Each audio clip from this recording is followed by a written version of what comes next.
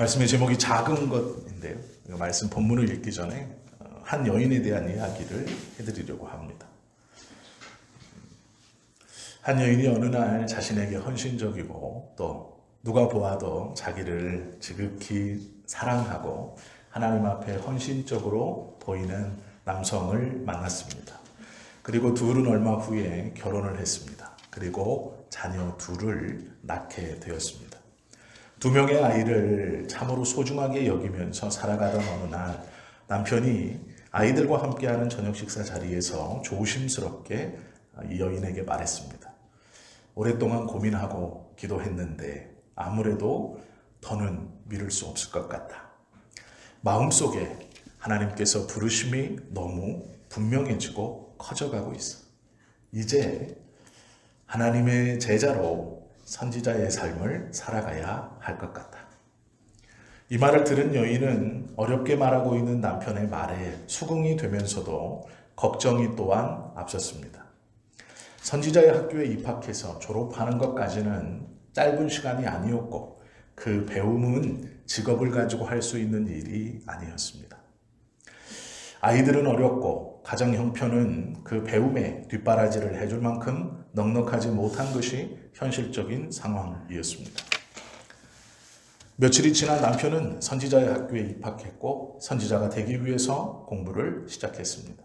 근근히 살아가던 형편은 더 어려워졌습니다. 빚을 지기 시작했고 여기저기서 돈을 빌려 두 아이들과 근근히 생활하고 있었습니다. 그러던 어느 날 집에 있는 이 여인에게 힘든 이야기가 들려옵니다. 한 사람이 찾아와서 이런 소식을 전해주었습니다. 대개 남편이 사고로 갑자기 죽게 되었습니다. 소문은 온 마을로 퍼졌고 여러 사람들이 조문을 왔습니다. 그 중에는 그동안 빚을 내어 주었던 동네 사람도 있었습니다. 그는 조문 말미에 이렇게 이야기했습니다. 이제 남편이 죽었으니 빚을 갚는 일이 더 힘들게 되었다.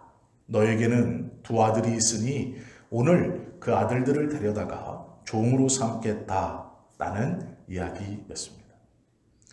이 이야기를 듣고 이 여인이 조문을 온 선지자에게 한 말이 오늘 본문의 이야기입니다. 본문을 좀 4장 1절부터 7절까지 한 절씩 교독해서 읽겠습니다. 선지자의 제자들의 아내 중 한 여인이 엘리사에게 부르짖어 이르되 당신의 종 나의 남편이 이미 죽었는데 당신의 종이 여호와를 경외한 줄을 당신이 아시는 바니이다. 이제 빚준 사람이 와서 나의 두 아이를 데려가 그의 종을 삼고자 하나이다 하니 의사가 그에게 이르되 내가 너를 위하여 어떻게 하랴. 내 집에 무엇이 있는지 내게 말하라. 그가 이르되 계집종의 집에 기름 한 그릇 외에는 아무것도 없나이다 하니 이르되 너는 밖에 나가서 모든 이웃에게 그릇을 빌리라. 빈 그릇을 빌리되 조금 빌리지 말고 너는 내 두 아들과 밖에 들어가서 물을 잡고 그 모든 그릇에 기름을 부어서 자는 대로 옮겨 놓으라 하니 여인이 물러가서 그의 두 아들과 함께 문을 닫은 후에 그들은 그릇을 그에게로 가져오고 그는 부었더니 그릇에 다 찼느라. 여인이 아들에게 이르되 또 그릇을 내게로 가져오라 하니 아들이 이르되 다른 그릇이 없나이다 하니 기름이 곧 흩어졌더라. 그 여인이 하나님의 사람에게 나아가서 말하니 그가 이르되 너는 가서 기름을 팔아 빚을 갚고 남은 것으로 너와 내 두 아들이 생활하라 하였더라. 아멘. 오늘 본문의 말씀이 이해가 되시죠? 앞의 이야기는 제가 본문의 말씀을 읽기 전에 꾸며낸 이야기입니다. 한 여인의 삶이 이랬을 것이다 라고 짧게 나누었고 그 여인이 이 일을 당한 후에 선지자에게 와서 하는 말이고 또한 선지자가 그 여인에게 했던 대답입니다. 그리고 그것을 통해 하나님께서 이 여인을 어떻게 지키시고 보호하시는가를 보여주시는 말씀입니다. 본문의 주인공은 여인입니다. 얼마 되지 않아 과부가 되었습니다. 이 당시 두 어린아이들을 키우는 홀로 된 여인은 참으로 비참하고 많은 이들에게 동정을 받을 만한 삶입니다. 외로움, 고통, 힘든 삶의 연속입니다. 이 여인이 남편이 있을 때 잘 살지도 못했던 것 같습니다. 본문을 보면 남편의 직업은 선지자의 생도였습니다. 선지자가 되기 위해서 공부를 하고 있는 사람이었다라는 것이죠. 이 당시에 선지자의 생도라는 것은 자급자족하는 사람입니다. 자신이 노력하고 벌어서 그 공동체를 먹여 살리고 그곳에서 기도하면서 하나님의 말씀을 공부하고 또 그것을 잘 가르치기 위해서 노력했던 사람들입니다. 그 사람을 남편으로 둔 여인입니다. 생활은 넉넉지 않았고 경제적으로도 매우 어려웠습니다. 빚을 지지 않을래야 않을 수 없는 상황에 빠져 있습니다. 지금 우리의 삶보다 이 과부의 삶은 정말로 어렵고 힘든 삶임에 분명합니다. 우리의 삶도 어려울 수 있지만 이 여인의 삶도 만만치 않습니다. 이 여인이 엘리야에게 물었습니다. 그리고 이 엘리사가 대답을 합니다. 선지자의 선생님이신 당신이 내게 왔기 때문에 내가 나의 상황을 이야기합니다.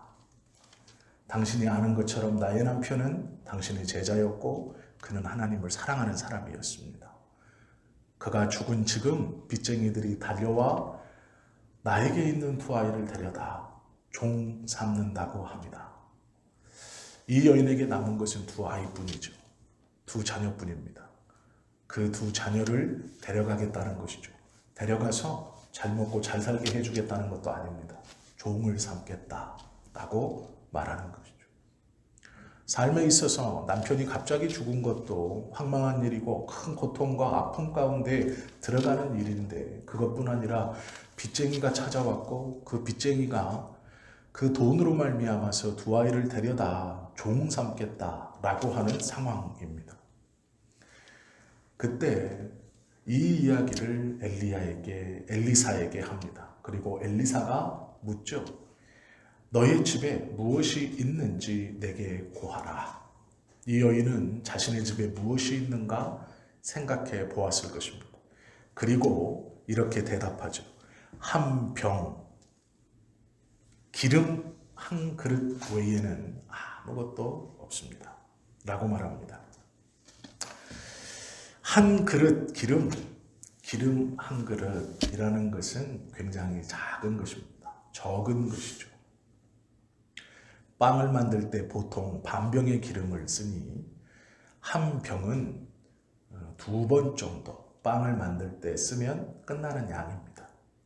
한 그릇이라는 것은 큰 아구에 찰랑찰랑 차 있는 게 아니고 조그마한 널쩍한 그릇에 약간 넘치지 않을 만큼 있는 것입니다. 까끌까끌한 밀을 가지고 그 기름에 섞어서 숯불에 구워 화덕에 구워 먹으면 2번이면 끝납니다.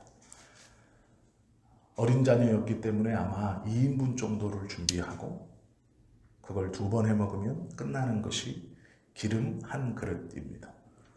그것이 있었습니다. 너희의 집에 무엇이 있는가 내게 고하라. 기름 한 그릇, 그것 외에는 아무것도 없습니다. 2절에 보시면 계집종의 집에 기름 한 그릇 외에는 아무것도 없나이다. 도저히 빚을 갚을 여력도 선지자를 대접할 여력도 이 기름 한 그릇 가지고는 아무런 어떠한 일도 할 수 없는 고작 자신과 두 아이가 빵을 2번 구워 먹으면 끝나는 너무도 보잘것없고 너무도 적은 것입니다. 그것밖에 없었다라고 고백합니다.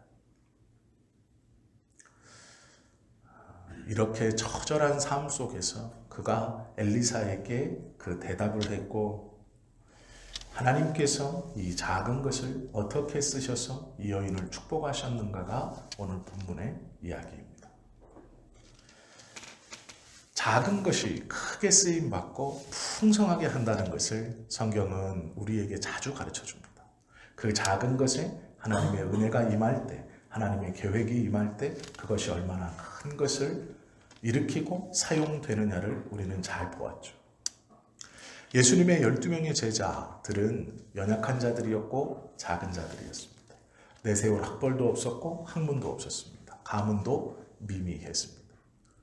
그들이 예수님을 그리스도라고 쫓아다니고 랍비라고 부르며 쫓아다닐 때 이 12명의 행색은 초라하기 그지없었습니다. 주목받을 만한 아무런 것도 가지고 있지 못했습니다. 그러나 이 12명으로 인해 큰 불이 일어났고 모든 사람이 하나님의 백성이 되고 구원을 이루는 놀라운 작은 출발점이 되었습니다. 예수님께서 백성들을 가르치시면서 하시던 말씀 중 많은 백성들이 마음에 품었던 말씀 중 하나가 이것입니다. 겨자씨만한 믿음이 산을 옮긴다. 우리의 쌀알 하나보다 더 작은 그 겨자씨 작은 그 믿음이 산을 옮길 수 있다라고 말씀하셨습니다.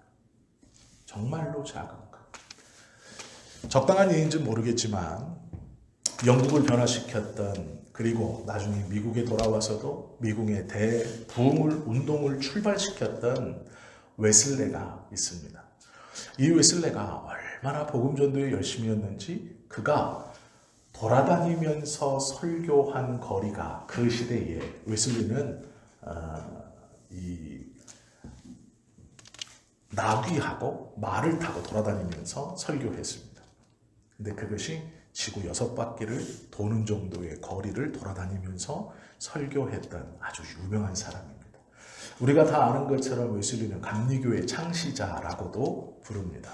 그만큼 열심이었고 그만큼 하나님 앞에 크게 쓰임받았던 사람입니다. 그런데 놀랍게도 사람들이 처음 웨슬리를 접하면 그가 요한 웨슬리입니다. 내 이름이 존 웨슬리입니다. 라고 하기 전까지 그를 다 무시했습니다. 아무도 그가 하나님의 나라에 하나님 앞에 교회 앞에 영국을 일깨우고 미국을 변화시키고 감리교의 운동을 출발시켰던 웨슬리라고 상상할 수 없었습니다. 왜 그런 줄 아십니까?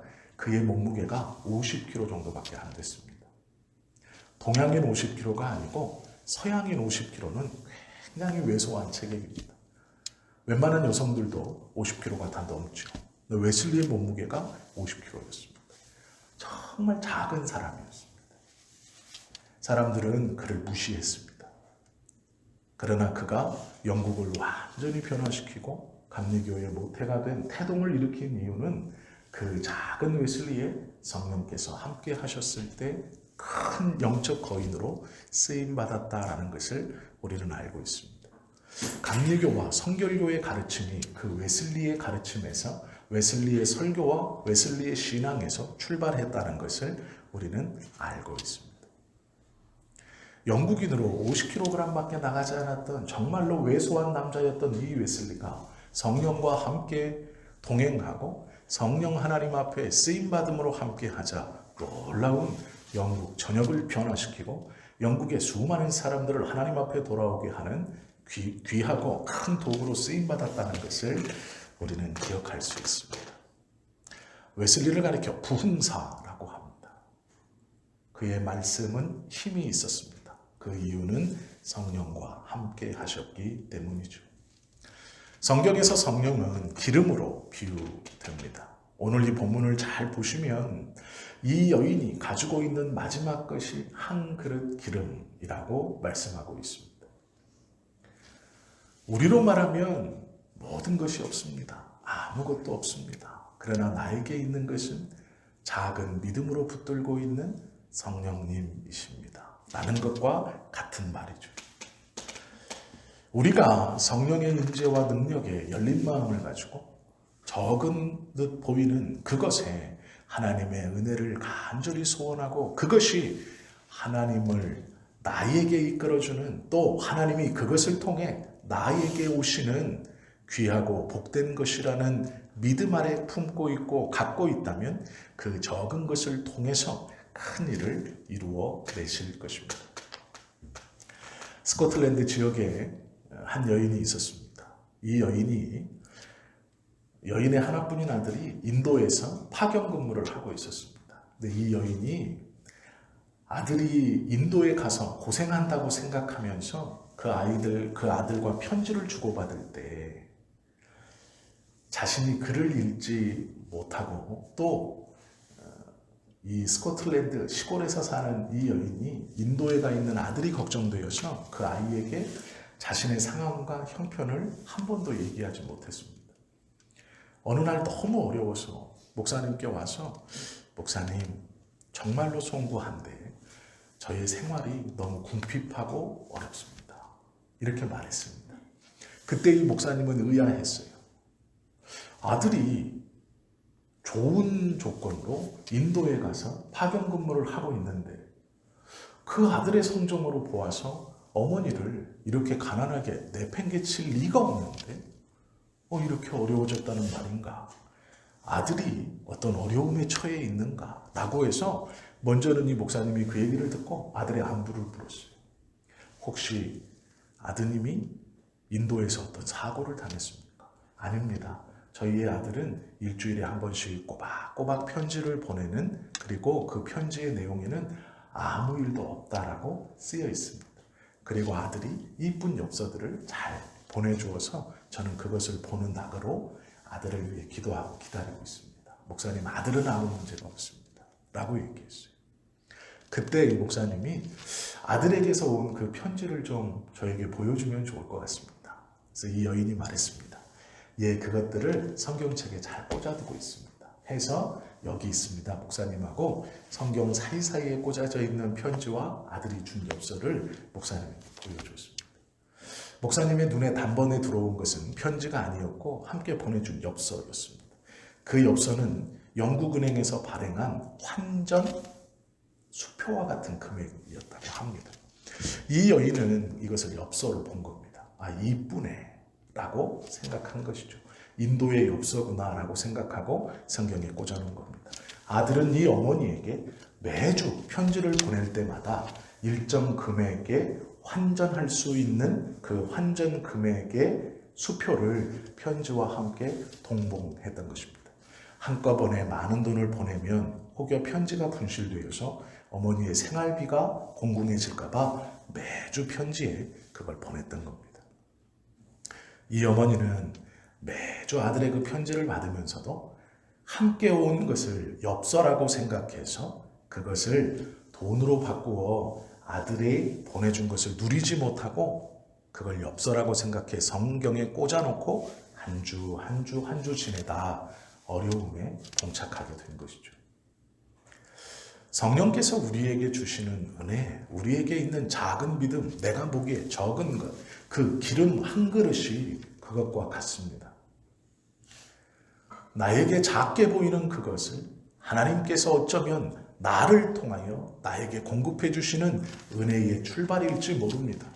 우리가 그것을 내 눈에 보이는 대로 작은 기름 한 그릇입니다 라고 보든지, 아니면 아들이 보내준 인도에서 온 엽서입니다 라고 잘못 보고 있을 수 있다라는 것이죠. 성령께서 우리 안에 남겨주신 이 기름과 같은 작은, 우리의 눈에 보기에 작은 이것은 어쩌면 하나님께서 우리의 삶을 넉넉하게 해주실 너무도 귀하고 복된 것일 수 있습니다. 나에게 있는 그 작은 것, 볼품없는 것, 중요하게 여기지 않는 것, 빵을 해먹을 때 2번 쓰면 없어져 버리고 마는 것, 아무것도 아니라고 생각하는 그것, 그것이 어쩌면 하나님께서 우리에게 하나님의 은혜를 넉넉히 채워주실 귀하고 복된 것일지 모른다라는 것이죠. 우리에게 있는 작은 것은 절대로 작은 것이 아닙니다. 하나님께서 그 작은 것에 역사하셔서 우리를 풍요롭게 하실 것이기 때문입니다. 본문에 보면 엘리사는 과부에게 이웃들에게 많은 그릇을 빌리라라고 말합니다. 적게 빌리지 말고 많게 빌려라 라고 말합니다. 엘리사가 과부에게 빈 그릇을 준비하라고 한 이유가 있습니다. 하나님의 은혜를 받기 위해서 그 하나님의 은혜가 임할 공간을 마련하고 행동하라라는 것이죠. 기름 한 그릇은 2번 떡을 해 먹으면 끝나는 양입니다. 그것을 가지고 하나님이 어떻게 역사할 수 있겠어? 아니요, 그렇지 않습니다. 우리가 예수님께서 당신의 공생애를 시작하실 때 일으키셨던 첫 번째 기적에서도 보면 하나님의 은혜를 받을 만한 그릇을 준비한다는 것은 굉장히 중요합니다. 행동한다는 것은 굉장히 중요합니다. 물을 포도주로 그냥 만드신 것이 아니죠. 돌 항아리에 물을 가져다 부어라 라는 것이죠. 하나님의 은혜가 임하려면 그만한 공간이 있어야 합니다. 그 공간이 무엇일까요? 성령의 은혜를 인정하는 것이죠. 그것을 내 삶에서 일어날 수 있는 믿음의 고백으로 받는 것입니다. 이 적은 것을 가지고 무엇을 할 것인가? 아무것도 아니다가 아니라 이 적은 것이지만 하나님께서 이것을 통해 나의 삶을 풍요롭게 하실 것이다. 나의 필요를 채우시고 내 어려움을 해결시켜 주실 것이다 라는 믿음의 공간이 있어야 한다라는 것이죠. 가나안 혼인잔치뿐 아니라 손마른 자가 자신의 손마름이 치유되었을 때도 예수님 앞에 나아가 부끄럽고 저주라고 생각했던 그 손을 주님 앞에 내어놓았을 때 손마름이 고쳐진다고 마태복음 12장 9절부터 13절은 말씀하고 있습니다. 마찬가지로 문둥병자들이 길거리에 앉아서 예수님 예수님 소리 지르는 것뿐만 아니라 그 예수님 앞에 당당히 걸어 나와서 예수님 앞에 자신의 부끄러운 문둥병을 보였을 때 예수님께서는 그 믿음의 행위를 통해 그들의 문둥병을 고쳐주셨다는 것을 우리는 마가복음 1장의 이야기를 통해 알고 있습니다. 먼저는 나에게 있는 작은 것을 작다고 무시하면 안 됩니다. 하나님께서 남겨놓으신 것은 그 은혜 때문에 남겨놓으신 것이죠. 나에게 있는 작은 것이 정말로 작은 금액의 어떤 것일 수 있고 건강일 수도 있고 어떤 인간관계일 수도 있고 우리의 직업이나 직장일 수도 있습니다. 그것이 점점 작게 느껴지고 어렵게 느껴져 아무렇지 않게 소홀하게 여길 수 있습니다. 그러나 먼저는 하나님이 지금까지 마지막까지 남겨주신 그것은 하나님이 남겨주셨다는 것을 먼저는 깨닫고 붙들 수 있어야 합니다. 그것을 통해 하나님의 거룩함이 나의 삶에 임할 수 있다는 것을 우리는 먼저 알아야 합니다. 그리고 믿음의 공간을 확보해야 합니다. 기도하고 하나님께서 이것을 통해 분명히 나의 삶을 풍요롭게 하시고 하나님께서 이것을 통해 역사하신다는 믿음으로 그 역사하는 믿음을 담을 수 있는 공간을 확보해 나아가는 것이 중요하죠. 이것이 믿음입니다. 엘리사의 말에 과부가 순종했던 행동, 이것이 믿음이죠. 하나님의 은혜의 공간을 확보해 나아가는 것입니다. 하나님께서 먹고 사는 문제를 해결해 주신 것뿐만 아니라 그 기름이 빌려왔던 모든 그릇에 다 찼을 때 그 기름, 자신의 믿음의 준비의 영역이 다 찼을 때 이제 그 역사는 멈추게 되었고 그것은 빚을 갚고도 생활할 만큼 충분한 것이 되었다는 것을 우리는 기억해야 합니다. 엘리사는 이 여인에게 말하죠. 가서 기름을 팔아 빚을 갚고 남은 것으로 너와 내 2 아들이 생활하라 라고 말씀합니다. 생활하라라는 건 누려라 라는 뜻입니다. 풍족하게 누려라 라는 것이죠. 너뿐 아니라 너와 2 아들이 그것으로 누려라 말씀하는 것입니다. 나뿐 아니라 나에게 남겨주신 그 적은 것을 내가 믿음으로 하나님의 역사하는 것으로 붙들고 믿음의 그릇을 준비할 때 그것을 통해 역사하시는 그 은혜로 나와 내 2 자녀도 넉넉히 누릴 수 있다라는 것입니다. 적은 것을 가지고 있다고 실망하시거나 그것을 무시하시면 안 됩니다. 하나님께서 어려움 중에 남겨놓으셨다면 그것이 하나님의 역사의 출발이 될 수 있습니다. 겨자씨와 겨자나무 사이에는 인내가 필요합니다.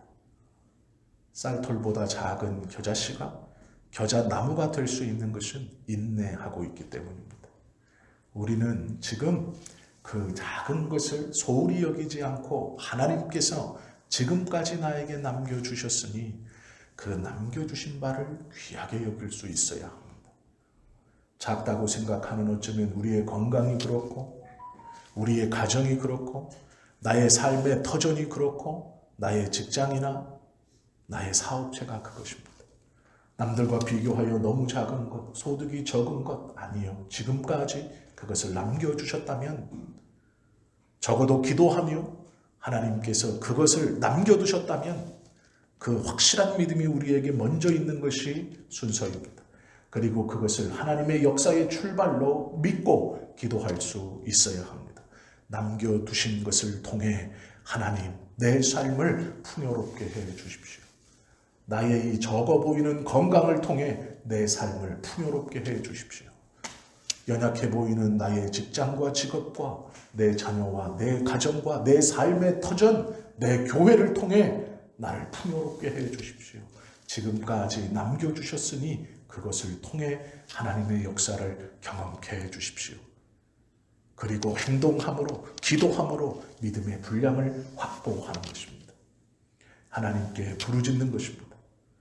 그리고 하나님께서 그 작은 것을 통해 일하실 때 그것이 우리의 삶을 풍요롭게 할 뿐 아니라 나와 함께 있는 우리의 자녀들의 삶도 풍요롭게 하실 것입니다.